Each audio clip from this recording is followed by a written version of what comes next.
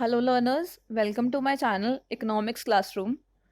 अगर आप मेरा चैनल फर्स्ट टाइम देख रहे हैं तो please like my videos and also subscribe my channel for all the updates and videos which will be uploaded on my channel from time to time. Last video में हमने पढ़ा था demand का meaning और डिमांड की types. In today's video we will study about the determinants of demand or the factors affecting demand. So let's start our topic for today. The first factor affecting demand is the price of the commodity. अब जो price और demand है इनके बीच में जो relationship है वो होती है इनवर्स। अब इनवर्स का क्या मीनिंग है? इनवर्स का मीनिंग है अगर प्राइस बढ़ेगा तो डिमांड कम होगी और अगर प्राइस कम होगा तो डिमांड बढ़ेगी। In the demand curve, if you see, the demand curve is downward sloping. ये downward sloping क्यों है? क्योंकि प्राइस और डिमांड के बीच में हमारी जो रिलेशनशिप है वो है inverse. So if the price of a product will increase, the demand for that very particular product will decrease. And if the price of that product will decrease, we will prefer to purchase or buy more of that product. तो price बढ़ने से demand कम होती है और price कम होने से demand बढ़ती है हमारी। नेक्स्ट जो हमारा फैक्टर है वो है price of the related goods. Related goods basically वो गुड्स होते हैं जो आपस में किसी ना किसी तरीके से रिलेटेड होते हैं, जिनका आपस में कुछ रिलेशन होता है। अब दो तरह के रिलेटेड गुड्स होते हैं। फर्स्ट वन होते हैं substitute goods and second one are the complementary goods.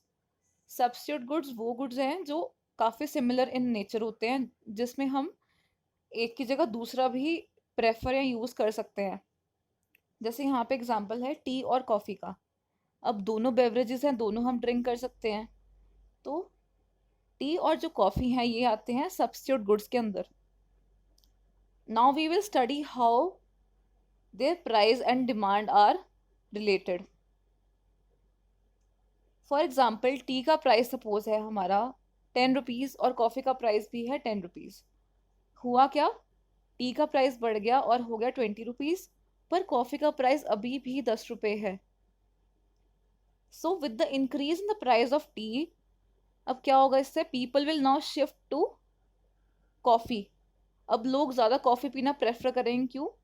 क्योंकि कॉफ़ी का प्राइस कम है, अभी भी कॉफ़ी का प्राइस 10 रुपये है और टी का प्राइस बढ़ के 20 रुपये हो गया। इससे क्या होगा, इससे टी की डिमांड कम हो जाएगी टी का प्राइस बढ़ने से, और कॉफ़ी की डिमांड बढ़ जाएगी इससे। और अगर हम केस को उल्टा कर दें कि यहाँ पे अब सेकंड एग्जांपल में हम लेते हैं कि टी का प्राइस कम हो गया। अब दोनों का प्राइस था 20 रुपीज़।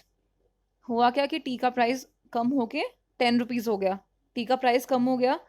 इससे क्या होगा, क्योंकि कॉफ़ी अब महंगी है टी से, tea is now ₹10 and coffee is ₹20। Now what will happen, people prefer more of tea than coffee now, क्योंकि उसका प्राइस हो गया कम। इससे कॉफ़ी की डिमांड कम हो जाएगी और टी की डिमांड बढ़ जाएगी टी का प्राइस कम होने से। सो with the increase in the price of a substitute good, the demand for the other good increases, substitute good increases, and with the decrease in the price of a substitute good, the demand for the other substitute good decreases. अब हम अपने next उस पे आते हैं good पे, जो कि है कॉम्प्लीमेंट्री गुड्स। कॉम्प्लीमेंट्री गुड्स वो गुड्स हैं जो इकट्ठे यूज़ होते हैं, जो हम एक साथ यूज़ करते हैं। जैसे एग्जांपल है कार और पेट्रोल। पेट्रोल के बिना कार नहीं चल सकती, और पेट्रोल का यूज़ कहाँ पे होता है, व्हीकल्स में, गाड़ियों में। सो इसका यूज़ होता है कार के अंदर। नेक्स्ट आता है पेन और रिफिल। अब रिफिल हम अकेले तो यूज़ कर नहीं सकते, उसके लिए हमें पूरा प्रॉपर पेन चाहिए, उसके अंदर हम रिफिल डालते हैं अपनी।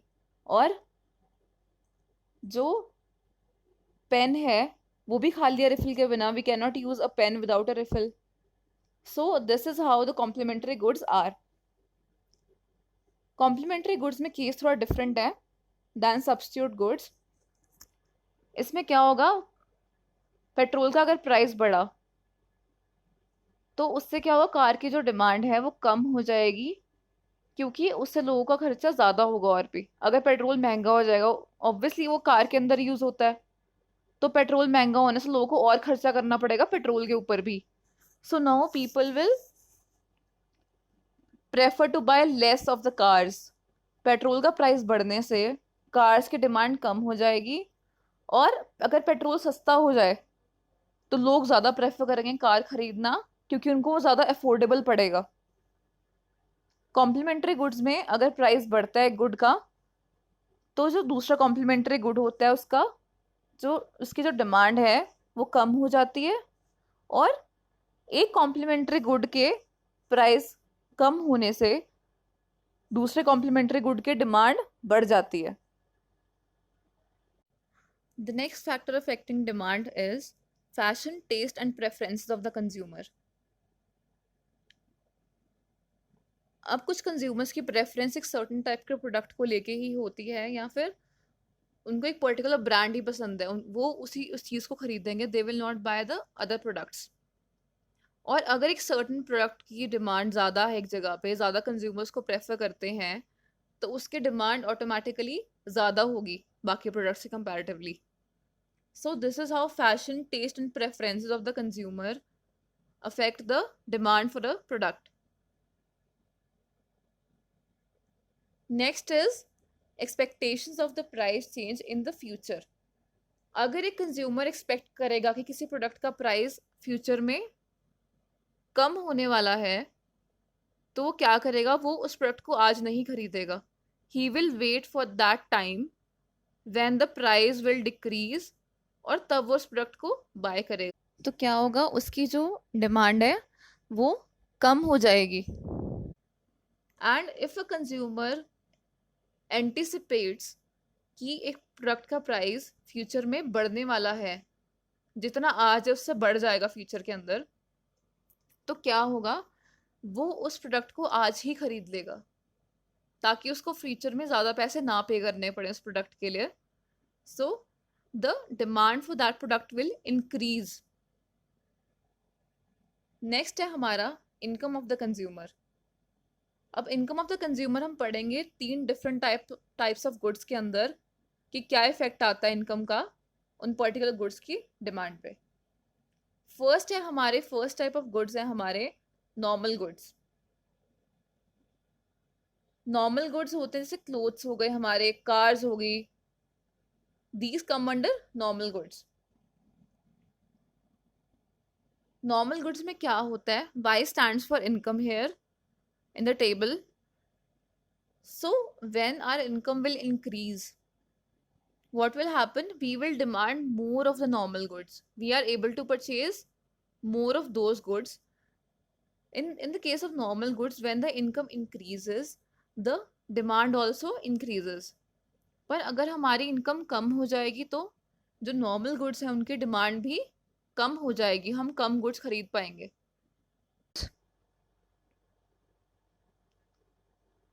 अब सेकेंड टाइप ऑफ गुड्स आते हैं इंफीरियर गुड्स।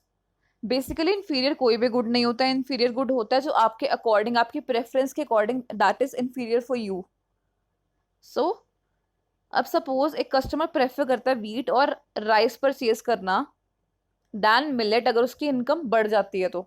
अभी वो मिलेट खा रहा है, पर वो चाहेगा अगर उसकी इनकम बढ़ती है, वो मिलेट की जगह क्या खाए, वीट और राइस। उसके लिए वो सुपीरियर गुड्स हैं, और मिलेट उसके लिए क्या है, इंफीरियर गुड। सेम है।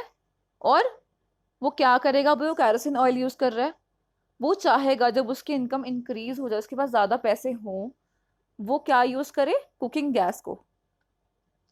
तो जब उसकी इनकम बढ़ेगी, तो जो प्रोडक्ट वो ऑलरेडी कंज्यूम कर रहा है जैसे मिलेट और कैरोसिन ऑयल, क्या वो करेगा कंज्यूम, नहीं, वो शिफ्ट करेगा मिलेट से वीट और राइस पे, और कैरोसिन ऑयल से कुकिंग गैस पे। तो जो प्रोडक्ट वो पहले पर यूज कर रहा था, इंफीरियर गुड्स जो थे उसके लिए, उनकी डिमांड अब कम हो जाएगी उसकी इनकम बढ़ने से। पर अगर उसकी इनकम कम हो जाती है तो उसे वही गुड्स यूज करने पड़ेंगे, और उसकी डिमांड उन्हीं गुड्स को लेके, that means for kerosene oil and millet उन्हीं गुड्स को लेकर उसकी डिमांड इंक्रीज हो जाए। क्यों? क्योंकि उसके पास पैसे अब कम है पहले से भी।